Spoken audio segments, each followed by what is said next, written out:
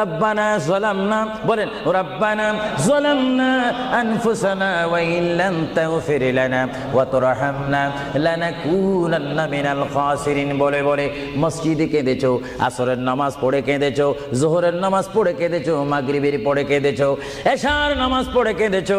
এ বান্দা, নামাজের মুসল্লা যখন বসে যাও, আমি আল্লাহকে তোমরা বারবার বলো, আল্লাহ গো আমার গুনাহ মাফ করে দাও।